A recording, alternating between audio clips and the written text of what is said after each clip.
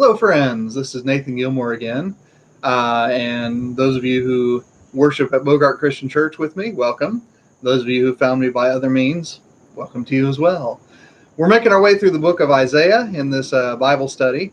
Today we're doing chapters 5 and 6. But first I want to review just a little bit what's happening in the chapters before this. You can, of course, go back to the previous episodes in this playlist to hear a full talk through of it. But for a brief recap, in chapters 1 through 4 of Isaiah, what we're getting is a big, broad vision of what is coming for all of the land of Israel. The northern kingdom with the 10 tribes of Israel, and the southern kingdom with the 2 tribes of Judah. And what we see from the northern kingdom in chapter 1 is that these people that God has rescued from Egypt, because they have become like Egypt, because they have neglected the poor, because they've become violent, because they've become arrogant, God is going to treat them like any other empire. They're going to be destroyed, they're going to be scattered, they're going to be lost to history. Jerusalem, the southern kingdom, is a little bit more complicated. And what we saw in chapters 2, 3, and 4 is that ultimately, in the age to come, Jerusalem is going to be the city to which the other nations come for instruction, for salvation. They are going to be the place where God's glory comes to the world. But that's not going to come without some great violence. It's a resurrection story that we see in chapters 2, 3, and 4. And the city is going to be destroyed. The people are going to be scattered. Families are going to be, they're going to die. And what's going to rise from that, Isaiah tells the people, and of course Isaiah gets his word from God, is righteousness. That's what God is going to preserve. And then ultimately, that righteous city of Jerusalem is going to be what we see in God's final vision for the world. We talked a little bit about how Revelation, especially chapters 21 and 22, pull on this vision pretty substantially, with the obvious change that instead of just Israel being part of those righteous people, there are a countless multitude from every tribe and tongue and nation. All right. But to go back to Isaiah, chapter 5 begins one of the more famous images, one of the more famous oracles in Isaiah. It's one that Jesus picks up on in the New Testament. And it is one that, if we understand Isaiah's version here, it's going to shed a pretty good bit of light on what Jesus is doing in the New Testament. So I'm always eager to get to this part when I read Isaiah. So the translation that I'm going to be reading from is the New Revised Standard Version. This is the translation that is in the Pew Bibles at Bogart Christian Church, and also from which Pastor Alan Rogers preaches. It is in the tradition of the King James Bible, but the pronouns and the syntax have been modernized, and then also a lot of the scholarship that's happened since 1611, new manuscript discoveries, things like that, have influenced it. So it's a good Bible. It sounds like the Bible, I think. And of course, what that means is it sounds like the King James Bible. But you should hear it because chapters 5 and 6 are very heavily poetic. And, the rhythm of that old King James still comes through in this newer translation. Let's start reading, shall we? Chapter 5, and where shall I read to? I think I'll read the first 7 verses. Let me sing for my beloved my love song concerning his vineyard. My beloved had a vineyard on a very fertile hill. He dug it and cleared it of stones. He planted it with choice vines. He built a watchtower in the midst of it, and hewed out a wine vat in it. He expected it to yield grapes, but it yielded wild grapes. And now, inhabitants of Jerusalem and people of Judah, judge between me and my vineyard. What more was there to do for my vineyard that I have not done in it? When I expected it to yield grapes, why did it yield wild grapes? And now I will tell you what I will do to my vineyard. I will remove its hedge, and it shall be devoured. I will break down its wall, and it shall be trampled down. I will make it a waste, it shall not be pruned or hoed. It shall be overgrown with briars and thorns. I will also command the clouds, that they rain no rain upon it. For the vineyard of the Lord of hosts is the house of Israel, and the people of Judah are his pleasant planting. He expected justice, but saw bloodshed, righteousness, but heard a cry. Like I said, very, very famous, and for a number of reasons. One is that it's addressed to a beloved, and this is the image of, God as the bride, which gets translated into Jesus, the presence of God, as the bride of the church, which is the new Israel, right? And I should say renewed Israel, because Israel doesn't go away. Its character just changes, right, to include all of the nations.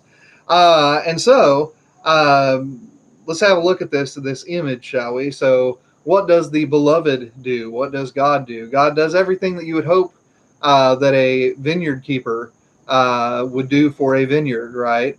A viticulturist, is that what we should call it? Anyway, uh, this vineyard has protection. This vineyard begins with choice vines.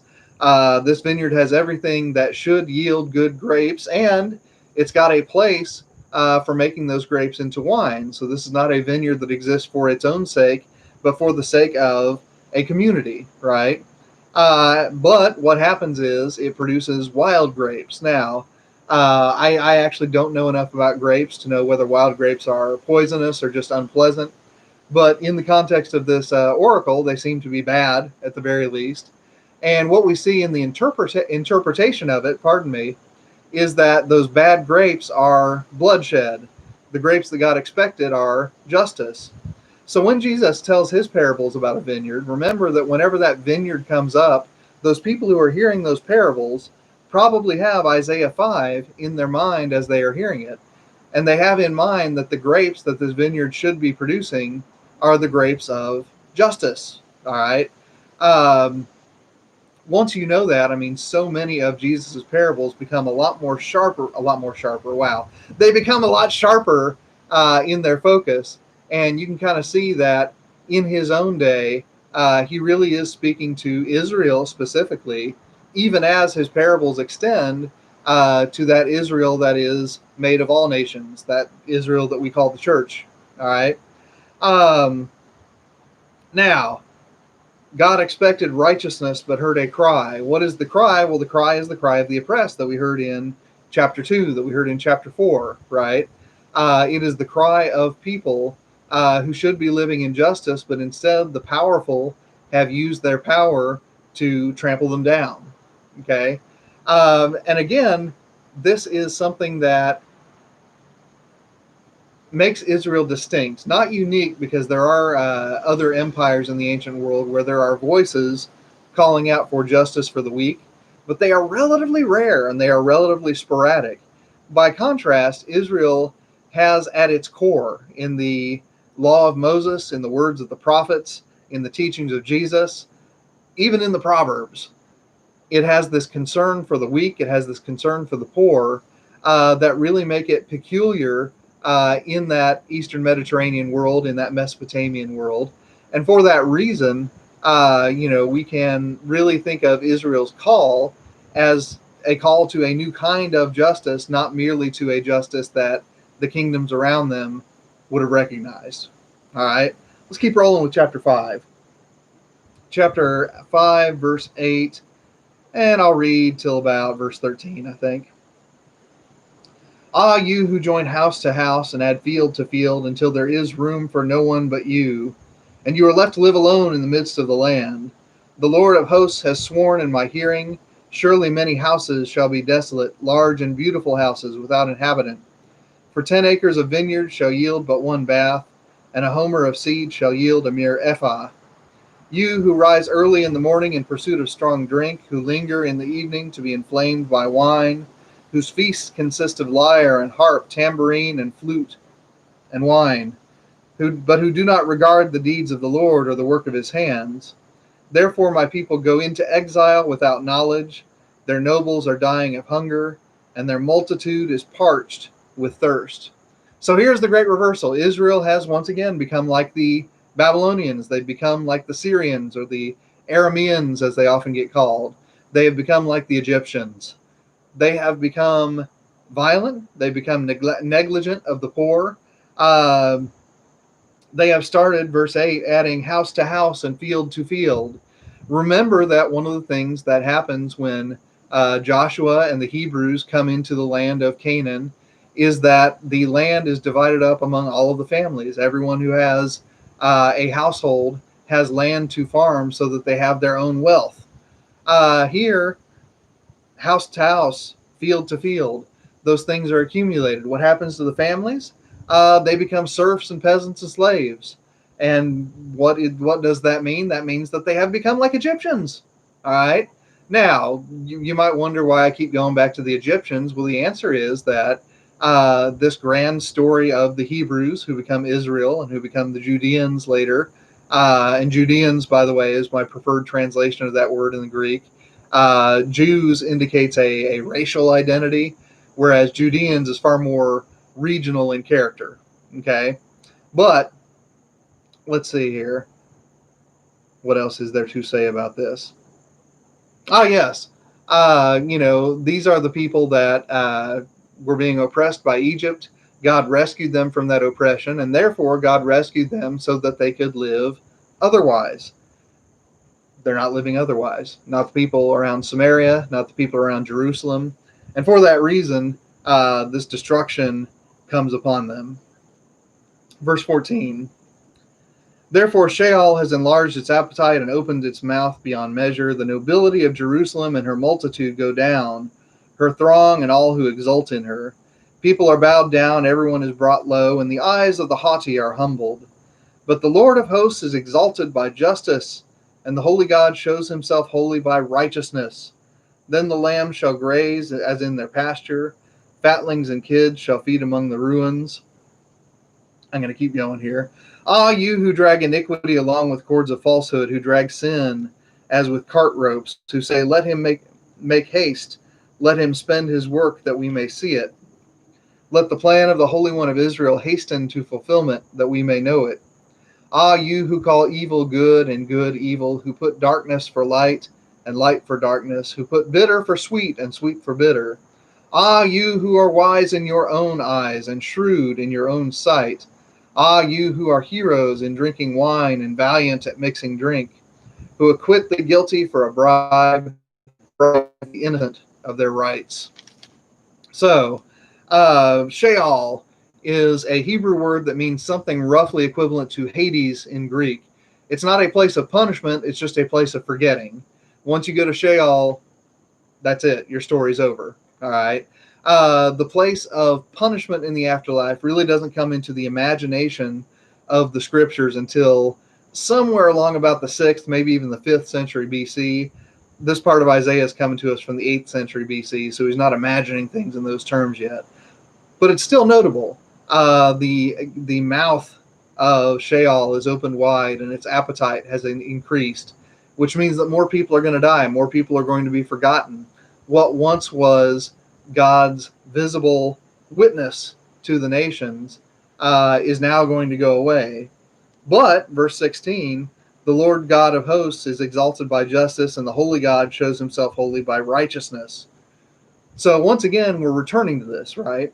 God's mission in the world, God's salvation in the world isn't going away, even though those people who have forsaken it, those people who had it, but decided that they could find something better by being more like Egypt, those people are not going to be its bearers anymore. God is going to find new people to bear it. Okay?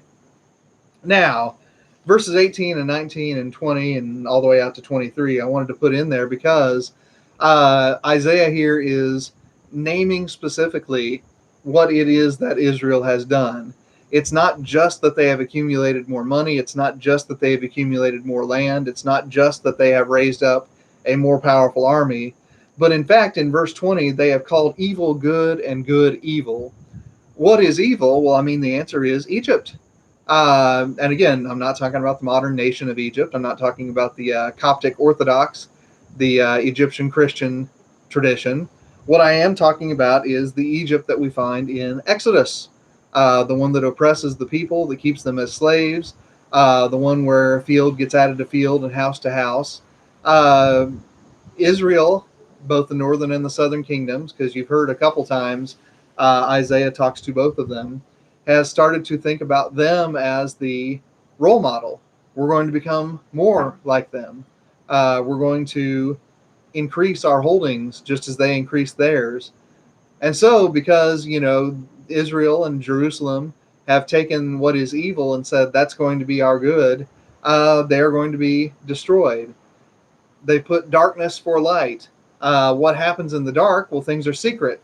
And, whereas the vision that Moses lays out in Deuteronomy is that the king is going to be simply the most visible of Israelites, and therefore is going to follow the law more thoroughly than all the other Israelites. Well, now the king is making secret plans and secret alliances and having secret feasts and doing secret things because he lives in darkness, and because the powerful live in that darkness and called it light, they're going to be destroyed as well.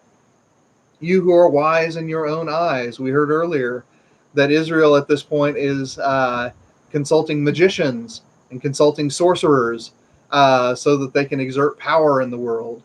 And once again, what Isaiah keeps coming back to is that all of these things are the things of Babylon, the things of Assyria, the things of Egypt. And if Israel wants to be Egypt, they should know better than anyone else what happens to Egypt. God's not going to let them last. Okay? Let's move along. Chapter 5, verse 24. Therefore, as the tongue of fire devours the stubble, and as dry grass sinks down in the flame, so their root will become rotten, and their blossom go up like dust. For they have rejected the instruction of the Lord of hosts, and have despised the word of the Holy One of Israel. Therefore the anger of the Lord was kindled against his people, and he stretched out his hand against them and struck them. The mountains quaked, and their corpses were like refuse in the streets. For all this his anger has not turned away, and his hand is stretched out still. He will raise a signal for a nation far away, and whistle for a people at the ends of the earth. Here they come swiftly, speedily. None of them is weary, none stumbles, none slumbers or sleeps, not a loincloth is loose, not a sandal thong broken. Their arrows are sharp and their bows bent. Their horses' hoofs seem like flint, and their wheels like the whirlwind. Their roaring is like a lion, like young lions they roar, they growl and seize their prey, they carry it off and no one can rescue. They will roar over it on that day like the roaring of the sea. And if one look to the land, only darkness and distress, and the light grows dark with clouds. So here is the end. And I say the end because Israel has seen its neighbors meet this end, right?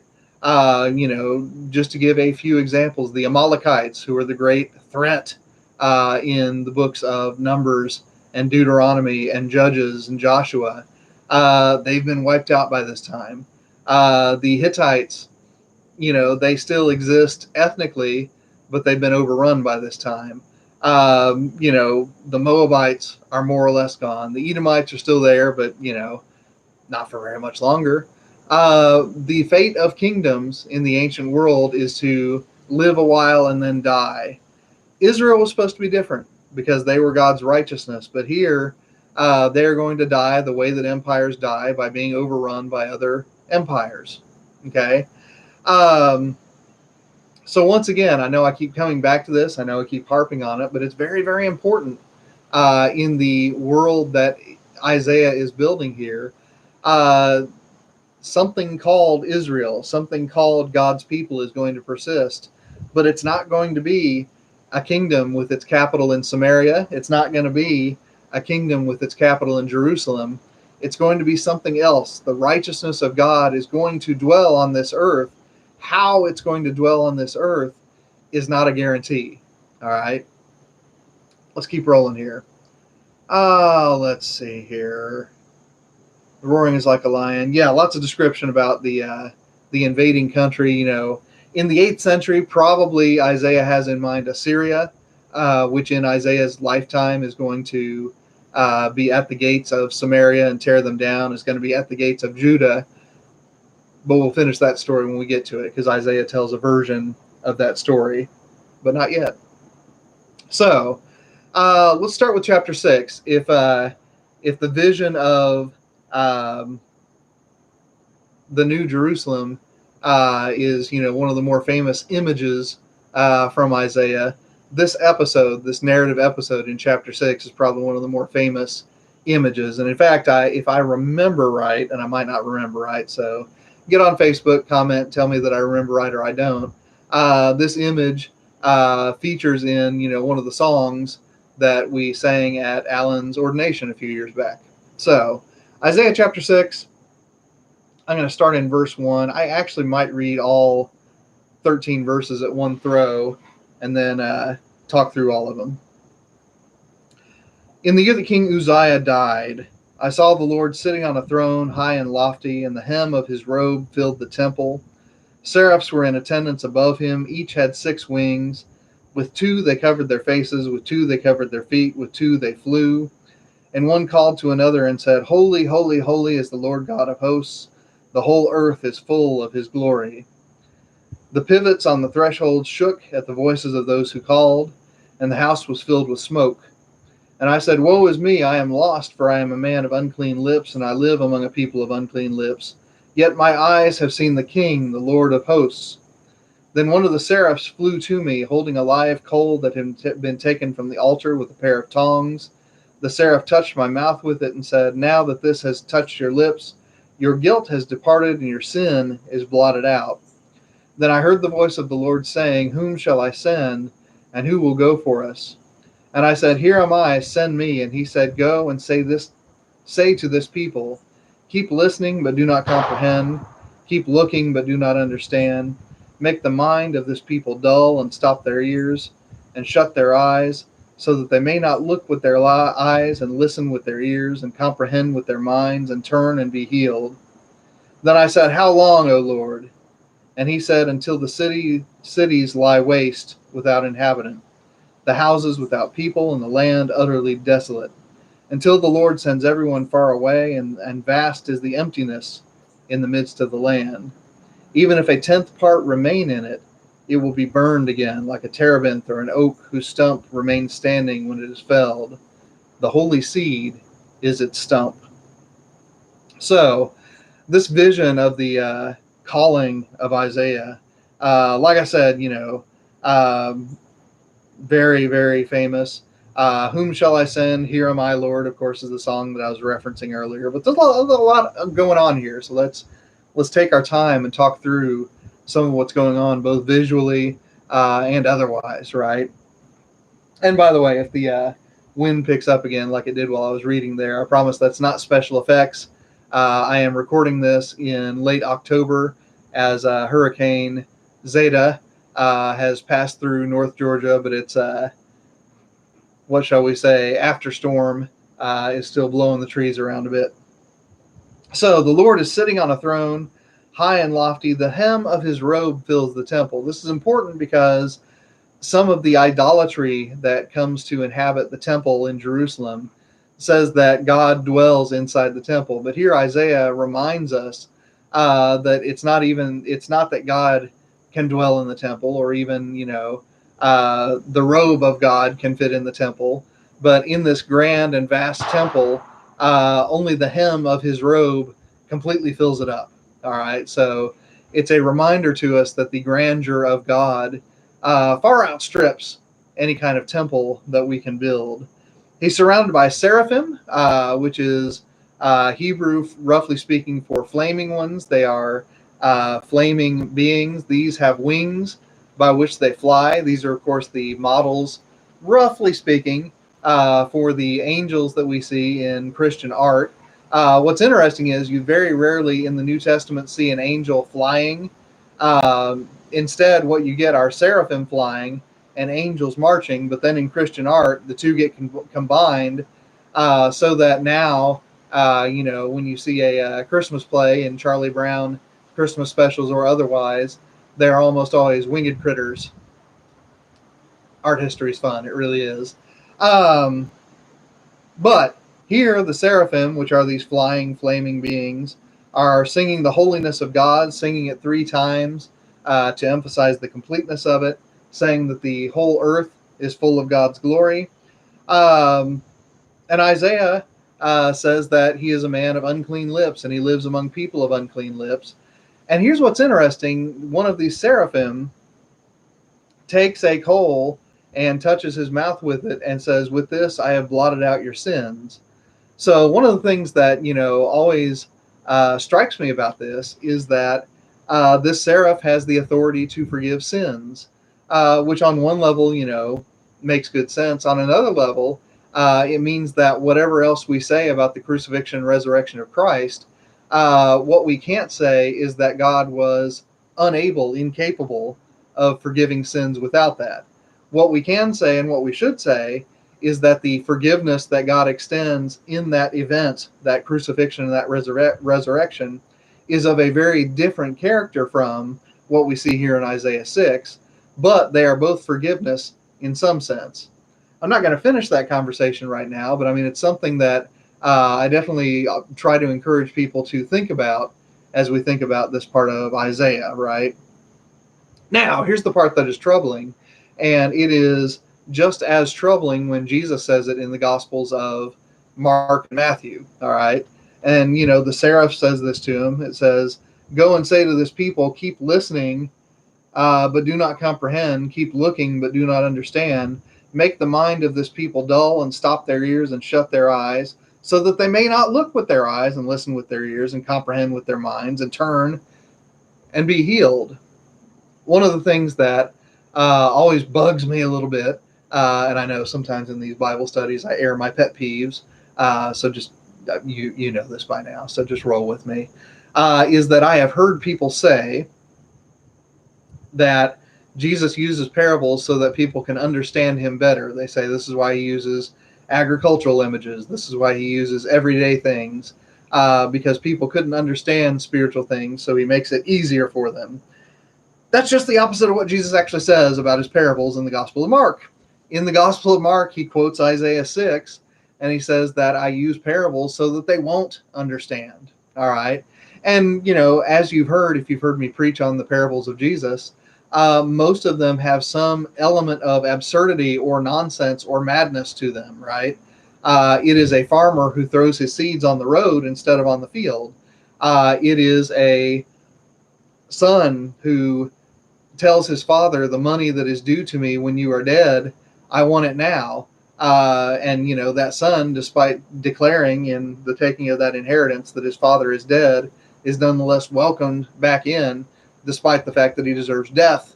It is about, a vision of Israel's future that is not a mighty cedar of Lebanon, but a mustard seed bush.